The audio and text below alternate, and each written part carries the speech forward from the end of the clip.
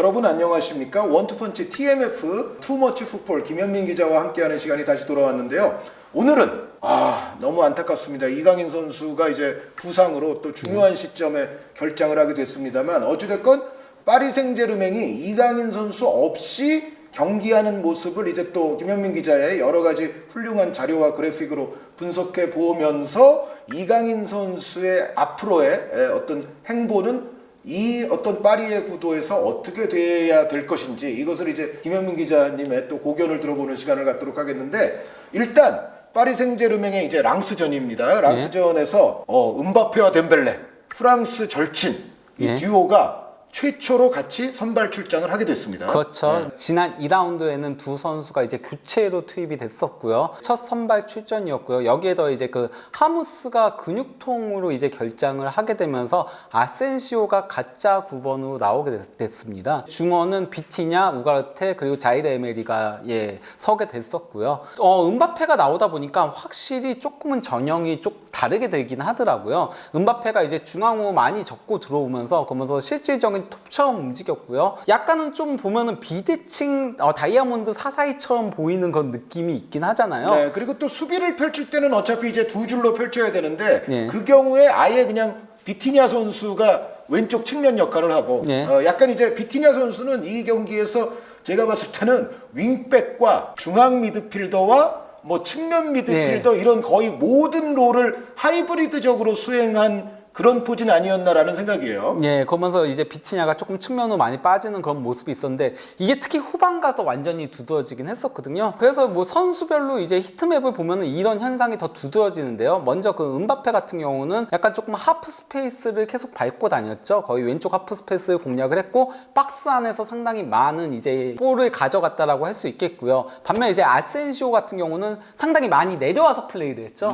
그러면서 이제 실질적인 가짜 9번으로 이제 상대 수비를 끌어들이는 역할도 하고 또 이제 밑에서 전반전엔 이 영향력이 전혀 없었지만 그래도 후반전에는 상당히 좋은 모습을 보여주기도 했었고요. 네, 요 그림 보니까 명확하게 드러나는데 이제 음바페 선수는 아까 말씀드렸던 대로 거의 뭐 투톱스러운 역할로 중앙으로 들어오는 경우가 많았었고 덴벨레 선수가 아센시오 음바페보다도 자기 진영으로 거의 잘 안 내려와요. 그렇죠. 그러면서 사이드를 밟고 다녔죠. 이제 그러면은 왼쪽 측면 공격이 문제인 거잖아요. 그걸 바로 이제 비티냐가 한 거죠. 비티냐가 상당히 측면으로 많이 빠지면서 이건 거의 뭐 왼쪽 윙처럼 움직였다라고 봐도 무방할 정도로 측면을 좀 많이 밟고 움직였었고요. 그리고 이제 리카 같은 경우는 사실 전반전은 백스리 빌드업을 가져가면서 거의 센터백처럼 뛰었는데 후반 와서 이제 거의 풀백 같은 역할들을 수행을 하면서 공격에 굉장히 많이 가세하는 모습이었거든요. 맞아요. 오버래핑이 훨씬 많아졌어요. 후반에. 그리고 그게 더 효과적이더라고요. 그렇게 되다 보니까 아무래도 상대팀들이 그럴까 너무 그렇게 강팀이 아닐 경우에는 특히 리그왕에서는 그냥 좌우 풀백들 다 올리는 게 낫지 않나. 꼭 그렇게 백스리 빌드업을 고집할 필요는 없지 않나라는 생각이 들었습니다. 그러니까 센터백 2명 두고 측면 수비로 기본적으로 나온 선수들에게는 너무 센터백적인 역할을 부여하지 않는 게 나을 거다. 근데 사실 랑스가 지난 시즌 순위상으로는 강팀은 강팀이었죠. 2위였죠. 근데 그럼에도 불구하고 5백처럼 내려앉기는 했었죠. 그리고 이번 시즌 초반이 지금 안 좋거든요. 이 팀이 왜냐면은 이제 세쿠 포파나가 이제 그 사우디로 갔고 또 이제 오펜다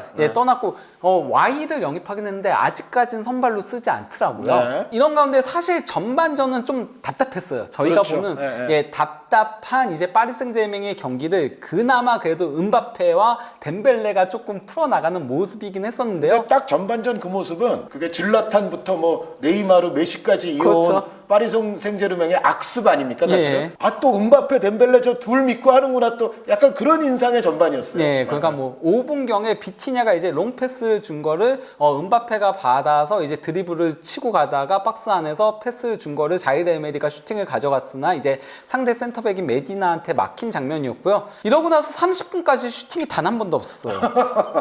그러니까 그래서 30분까지 슈팅 숫자가 1대4로 밀리고 있었거든요. 이른바 이제 파리에 안 좋을 때나 나타나는 뒷키타카 예. 혹은 뭐 옆키타카. 근데 여기서 은바페가 한 번의 예술을 보여줍니다. 네. 그 우가르테가 롱패스 준 거를 은바페가 마치 돌려차기 형태로 네. 그대로 원터치로 패스 쭉 줬고 이걸 이제 덴벨레가 받아서 드리블로 쭉 치고 가다가 은바페가 올라올 때까지 기다리다가 전진 패스를 준 거를 이제 그 은바페가 슈팅으로 가져갔으나 그 각도를 좁히고 나온 골키퍼한테 막혔고요. 네. 그 32분경에 비티냐가 이제 패스 준 거를 덴벨레가 드리블로 치고 가다가 날카로운 크로스 준 거를 은바페가 이제 그 논스톱 발리 슈팅으로 가져간 거를 단소가 골라인 바로 앞에서 걷어낸 거거든요. 네. 이거 사실 단소 없었으면 그대로 골이었거든요. 요거 들어갔으면은 월드컵 비슷한 골이죠? 그렇죠. 네. 예. 그리고 또 이제 그 36분경에 은바페가 이번엔 약간 조금 케인 느낌이 나는 환상적인 방향 전환 패스를 줬고 이걸 이제 그 덴벨레가 볼을 끌고 가다가 그 하키미한테 패스를 준 거를 하키미가 그대로 슈팅을 가져갔는데 이게 골대를 살짝 빗나갔었습니다. 그러니까 전반전은 대체로는 좀 재미없었으나 은바페, 덴벨레 두 명이 뭔가 엮어갈 때는 다이나믹했어요. 그래도. 예. 네, 네. 근데 이제 그 전반 막판에 마침내 중앙 플레이에서 첫 골이 나왔었거든요. 네. 비티냐가 은바페와 패스를 주고받은 다음에 하프라인 밑에서부터 공격 진영까지 쭉 볼을 끌고 올라왔어요. 패스를 딱 준 거를 이제 자이르 에메리가 다시 이제 아센시오한테 대각선 패스를 줬고 여기서 아센시오가 특유의 왼발 중거리 슈팅으로 골을 넣은 거였습니다. 이게 그리고 아까 이제 보여줬던 그림들에 비해서는 이게 가장 좀 여러 명의 선수가 연관이 됐어요. 그렇죠. 그러니까 여기는 은바페, 덴벨레 뭐 둘로서 그냥 결정짓고 이게 아니라 비티냐 선수로부터 자이르 에메리 선수까지 다 연관이 됐으니까요. 네. 그러면서 사실 이 아센시오가 이 골 넣기 전까지 거의 잠수탄 줄 알았거든요. 네. 보이지가 않았었는데 이 골을 넣고 그러면서 자신감을 회복한 듯 이제 후반전에 굉장히 좋은 모습들을 보여줬었는데요. 아센시오 선수가 조금 이제 기분파적인 면이 있어서 네. 이날 상당히 이제 후반전에는 기분 좋은 듯한 모습이 나왔는데 네. 아센시오 선수가 원래는 요거 84분에 해야 맞거든요. 네. 아센시오 선수 여태까지의 커리어를 보면. 네. 근데 요거는 44분에 했어요. 네. 평소에 하는 것보다 40분을 단축시킨 아주 영양가 있는 골이었습니다. 예, 네. 전반전 기록 놓고 보면은 사실 좀 답답했어요. 그러니까 뭐 점유율은 69대 31, 뭐 7대 3으로 거의 압도하긴 했지만요. 그 슈팅 숫자에서는 5대 6으로 랑스한테 밀렸어요. 네. 예, 하나가 더 적었었고 기대 득점도 0.36골밖에 되지 않았고 전반전은 좀 답답했다라고 할 수 있겠는데요. 0.36에서 한 골 만들어냈으니까 오히려 잘한 거네요. 어떻게 네, 보면. 그렇죠. 예. 이렇게 답답할 수밖에 없었던 이유는 결국 전반전 구역별 점유율을 보면 확인할 수 있는 거거든요. 파리 생제르맹 수비 진영에서 점유율이 30%로 가장 높았습니다. 네. 랑스 공격 진영 점유율은 15%밖에 되지 않았었고요. 저게 이제 은바페, 덴벨레를 활용한 이제 둘의 어떤 다이나믹한 역습이나 이런 거를 하다 보니까 저쪽에서 점유율이 낮을 수밖에 없어요. 네, 반면 이제 너무 이게 수비 진영에서의 점유율이 높았다는 거는 좀 티키타카 잘 안 될 때 그 네. 스페인 대표팀이라던가 이런 팀들이 잘 안 될 때 나오는 조금 모습이 나왔다라고 할 수 있는 거죠. 네. 최소 그래도 저기 공격 진영에서 25% 나와줘야 되는 거거든요. 통상 25 정도는 돼야 그래도 좀 정상적이다라고 그렇죠. 볼 수가 있다. 그렇죠. 네. 전반전 잘 안 풀렸던 이유 중에 또 하나는 왼쪽 측면 공격이 너무 죽었어요. 그러니까 사실 은바페 선수는 아까 이제 처음 에버리지 포지션에서도 보셨겠지만 사실상 투톱 비슷한 하프 스페이스 쪽으로 그렇죠. 중앙 쪽으로 들어가 있었기 때문에 네. 은바페는 여기서 왼쪽 공격으로 보시면 좀 곤란합니다. 네. 근데 이제 후반 와서 리카랑 비티냐의 플레이가 살아나기 시작합니다. 그리고 네. 리카가 이제 공격적으로 나서기 시작을 했던 거였는데요. 먼저 그 리카가 비티냐한테 전진 패스를 주고 다시 리턴 패스를 받아서 그 이제 은바페한테 패스를 주고 여기서 은바페가 잘 패스를 내줬죠. 이걸 이제 뒤에서부터 달려오던 리카가 그걸 받아서 그대로 속도를 살려서 쭉 치고 오다가 거의 페널티 박스 근처에서 은바페한테 다시 패스를 내줬고 이걸 은바페가 강력한 슈팅으로 골을 넣은 거였습니다. 네. 은바페 선수의 뭐 클래스를 여전히 볼 수 있었고 또 리카 선수와 은바페 선수 간의 지속적인 호흡. 네. 프랑스 대표팀 은바페 선수 좋아할 것 같아요. 네. 그리고 또 이제 55분경에는 이번에는 또 이제 비티냐가 수비 진영에서 또 이제 하프라인 근처까지 드리블을 쭉 치고 오다가 패스를 줬고 여기서 이제 자이르 에메리가 패스 준 거를 아센시오가 또 돌려서 음바페한테 패스를 줬고 여기서 이제 음바페가 드리블 치고 가다가 슈팅 가져간 게 골대를 살짝 빗나갔었고요. 네, 비티냐 선수의 영향력이 점점 이 경기에서는 좋아졌었고요. 예. 그리고 아센시오 선수도 좀 보기 드물게 영향력이 좀 있었어요. 예, 그러면서 후반전에 중간에서 연결고리 역할들을 해준 네, 거죠. 네. 또 이제 65분경에 이거는 이제 왼쪽 측면부터 오른쪽 측면으로 쭉 넘어와서 이제 공격이 된 거라고 할 수 있겠는데요. 덴벨레가 이제 전진 패스를 준 걸 하키미가 또 이제 전진 패스를 줬고 여기서 아센시오, 비티냐를 거쳐서 음바페가 슈팅을 가져갔으나 이제 골키퍼 선방에 막힌 거였습니다. 네, 점점 이제 많은 선수들이 연관이 되면서 찬스 메이킹을 하기 시작했던 파리였죠. 예, 그리고 또 이제 75분경에 덴벨레의 패스를 받은 아센시오가 이제 패스를 줬고 여기서 비티냐가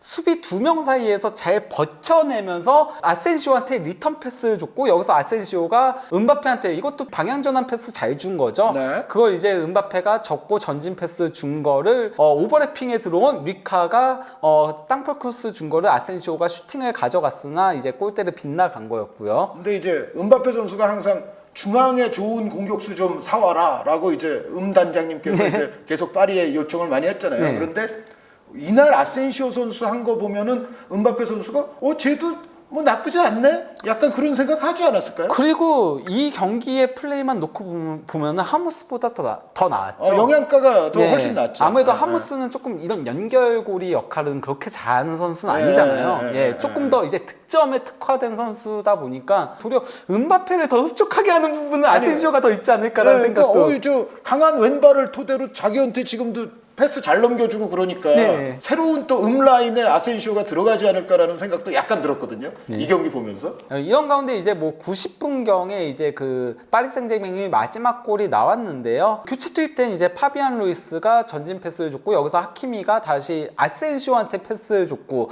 아센시오가 파비안 루이스한테 다시 패스를 연결해 준 거를 파비안 루이스가 그대로 드리블을 치고 가다가 컷백을 준 거를 음바페가 그대로 슈팅으로 골을 넣은 거였습니다. 네, 파비안 루이스 선수는 잘 못하는 것 같은데 또 요럴 때 아주 막판에 나오면은 가끔 이렇게 좀 연관이 되는 경우들이 있어요. 그리고 네, 파비안 루이스가 중앙에서 뛰는 것보다 도리어 측면으로 빠져서 뛸 때가 훨씬 좋은 모습들을 많이 보여주더라고요. 이강인 선수랑 같이 나왔을 때는 중앙에서 이제 플레이들을 했었잖아요. 예. 그때는 좀 영향력이 많이 떨어졌는데 차라리 측면으로 빠지면서 플레이들 할 때가 훨씬 낫긴 하더라고요. 네. 후반전 같은 경우는 뭐 점유율 같은 경우는 63대 37로 전반전 대비 소폭 줄어들긴 했어요. 하지만은 공격에서의 영향력이 훨씬 더 올라갔죠. 그러면서 슈팅 숫자가 후반전에 12대 6. 네. 사실 12회 정도 가져가야죠. 파리 생제맹이라면. 그렇죠. 그리고 익스펙티드 골이 상당히 올라갔어요. 네, 그건 0.99골로 올라갔고요.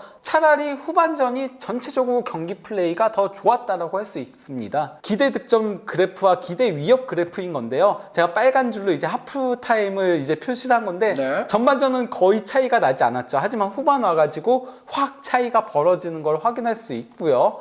그리고 또 이제 후반전은 좌우 비중이 비슷해졌어요. 이제. 예, 네. 그리고 왼쪽이 도리어 더 오히려, 올라갔죠. 네, 예, 그게 이제 루이카 선수, 비티냐 선수의 활약. 그렇죠. 네, 예. 그러니까 이런 식으로 돼야지 상대 팀들도 그래야지 좌우로 벌어지면서 중앙에도 공간이 나올 수 있는 거거든요. 그래야 음바페 선수가 됐든 덴벨레 선수가 됐든 그 선수들도 더 좋은 상황에서 볼을 받을 수가 있겠죠. 예. 네. 그리고 이제 뭐 볼 전진 패스와 캐리에 있어서 확실히 비티냐와 리카 에르난데스가 눈에 띄었죠.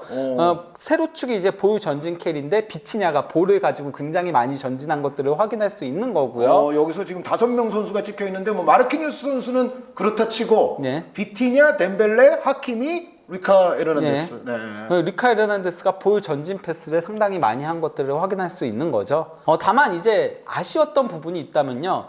이게 84분까지의 패스맵이에요. 1분부터 84분까지면은 상당히 긴 시간인 거거든요. 네. 물론 이 경기에서 랑스가 일부 중앙을 두껍게 쌓았어요. 중앙을 그렇죠. 두껍게 지금 랑스 보시면은 7명의 선수가 거의 그냥 일렬로 있어요. 네, 그러면서 그 파리 생제맹의 중앙에서의 그 패스 플레이들을 괴롭히려고 노력한 건 맞긴 하지만은 그런 점을 고려하더라도 너무 중앙에서의 패스는 좀 잘 이루어지지 않았다. 비티아까지 측면에 빠져서 플레이를 하다 보니까 더 그런 모습들이 있었다라고 할 수 있는 거죠. 지금 파리 생제르맹이 어쨌든 후반전에 그래도 좀 괜찮은 축구를 했단 말이에요. 그런데 여기서 이강인 선수의 자리는 결국은 비티냐 선수와의 경쟁인가요?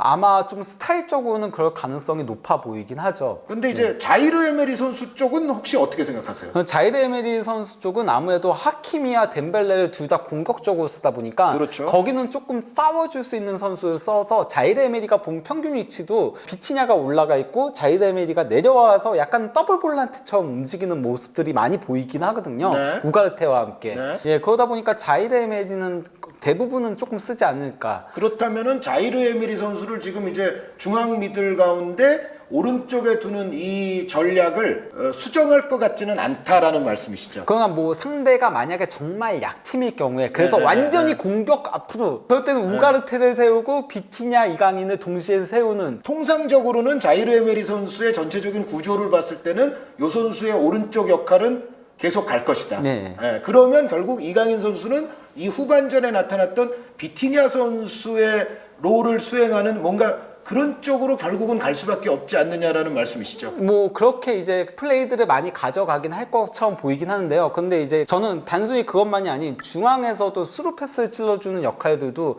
하긴 해야 된다라고 생각을 해요. 네. 왜냐면 이번 경기에서 결국 중앙에서 패스가 너무 안 돈 문제는 있긴 했었잖아요. 예. 이게 그러면은 앞으로의 경기들에서 또 이제 발목을 잡을 위험성이 있거든요. 안 그래도 그 르파리지앵에서 이 경기 이전에 그 이강인 선수가 부상 당하기 이전에 이런 칼럼이 올라왔었어요. 이강인을 플레이메이커로 활용해야 된다라는 거였거든요. 그거는 이제 어떻게 보면 이제 베라티 선수의 입지 자체가 지금 뭐 어디로 가느냐가 문제지 네. 파리 생제르맹이 베라티를 다시 쓸 것 같지는 지금 않잖아요. 네. 예, 그러다 보니까 더 그런 얘기가 나오겠죠. 예, 그러니까 원래 이전에는 파리 생제맹에서 플레이메이커 역할을 메시, 네이마르, 베라티 이런 선수들이 나눠서 했었는데 이 중에 두 선수는 떠났고 한 선수도 떠나려고 하고 있다. 네. 이런 가운데 비티냐는 약간 좀 평범한 선수에 가깝고 거기 표현이에요. 네. 제 표현은 아니에요. 네. 르 파리지앵의 표현입니다. 예. 그리고 이제 자이드 에메리는 아직 어리다. 이런 상태에서 이강인은 이미 마요르카에서 그런 역할을 했다. 물론 라리가보다 리그왕이 더 거친 리그고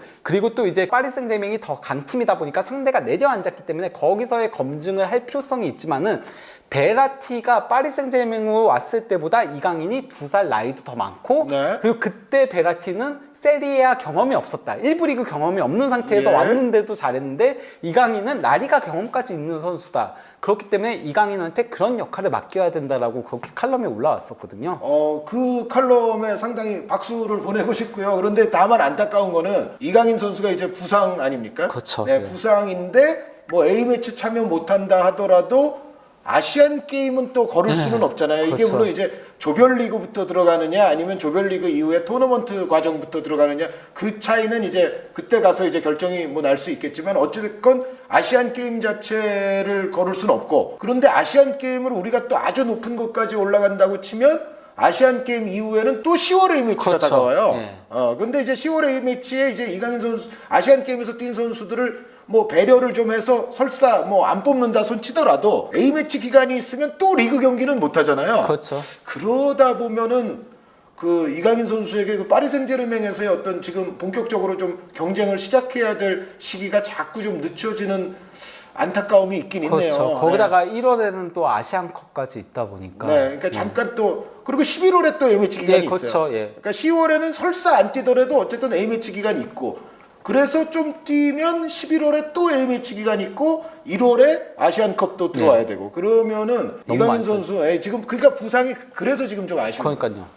실력이 지금 있는 선수이고 또 항상 또 자신감 있는 플레이를 하는 선수니까 뭐 그런 면에서는 별 걱정은 안 하지만 어찌됐건 지금의 부상은 전체적인 스케줄상으로 이강인 선수가 좀 경합해 나가는 데 있어서의 어려움을 좀 던져준 것만큼은 사실인 거는 같습니다. 네. 예. 자, 그러면은 이강인 선수는 비록 없었지만 파리 생제르맹이 랑스를 상대했던 여러 가지 구조를 김현민 기자님의 또 아주 훌륭한 통계 자료들에 의해서 살펴봄으로 인해서 이강인 선수가 앞으로 나아가야 될 길은 또 어떠한 길이 있는지를 저희가 한번 추정해보는 그런 시간을 가져봤습니다. 저희는 다음 시간에 다시 김현민 기자님과 더불어 또 우리나라의 또 중요한 선수 김민재 선수의 바이에른 뮌헨에 관한 이야기로 돌아오겠습니다. 여러분 대단히 감사합니다.